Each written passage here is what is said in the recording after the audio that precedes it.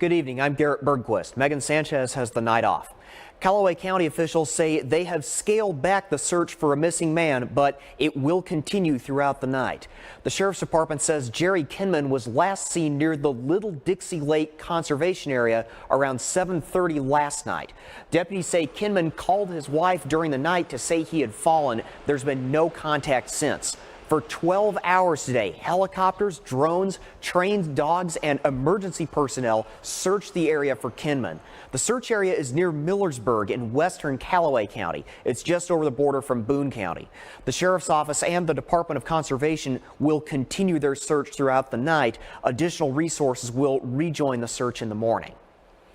With the primary less than a month away, Josh Hawley and Claire McCaskill are stepping up their campaigns in mid-Missouri.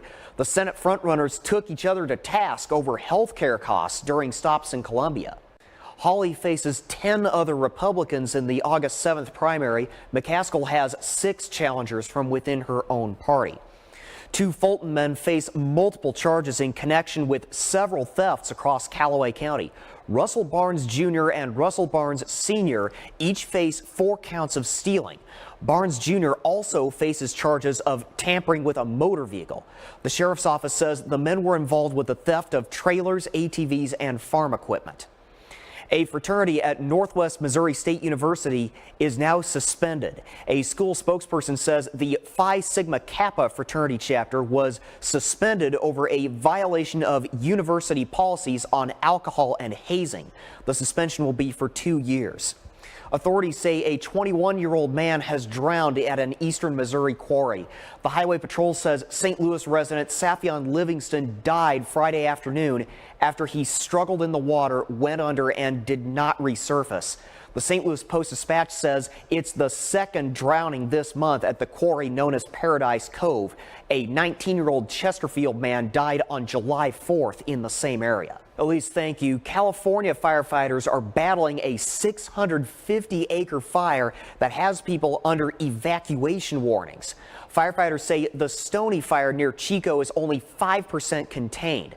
About 30 engines are responding to the fire. Crews are also using tankers, bulldozers, and hand tools. There are at least 6 wildfires burning in California right now. The California Department of Forestry and Fire Protection says a firefighter was killed while battling a wildfire near Yosemite National Park. Authorities have yet to release further details about his death. Fire officials say Varney is survived by a wife and 2 small children. Days after the final boy was extracted from a cave in Thailand, we're hearing their messages of gratitude from inside the hospital. But as the boys thank rescuers for their lives, a community remembers the diver who lost his. Kim Hutcherson has more. A new warning about increased cyber attacks against the U.S. Hear what the hackers are targeting coming up on KRCG 13 live at 10. Tomorrow, then you can see by Tuesday and Wednesday high temperatures in the mid to upper 80s, so a little more seasonal into this month and not as humid into next week. I'll take the relief. Same, yes. Yeah, thanks a lot, Elise.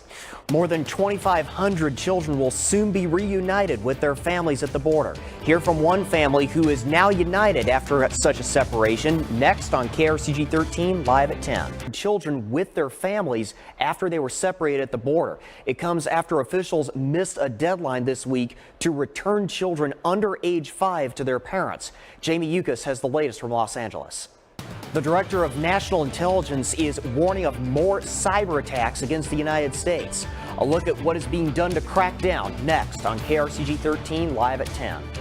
Threat of cyber attacks against the U.S. He called Russia the most aggressive offender. Tonight, Elizabeth Palmer shows us what's being done to crack down on foreign cyber invaders.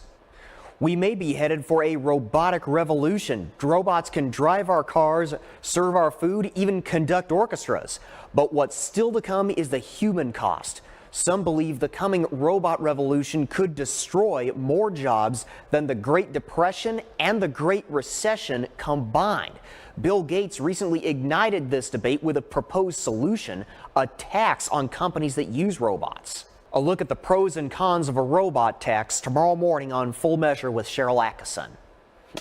The Royals get even in the Windy City while the Reds and the rain ruin the Redbirds' Saturday. Tony's in next with sports. kind of a bad night all around, bad weather, and then they end up doing those changes. So, and speaking of the weather, a little bit of rain possibly tomorrow then. Yeah, so really of the next 2 days, Sunday and Monday, tomorrow is the better chance for scattered storms at this point, but of course scattered in nature, not everyone will see rain. Then you can see a slight cool down into the middle portion of next week, temperatures in the 80s and a little bit more comfortable humidity, to put it that way. That's just summer in the Midwest. It is. That's right. Yeah. That's all for tonight. Tune in tomorrow night. We'll be here. Have a good night.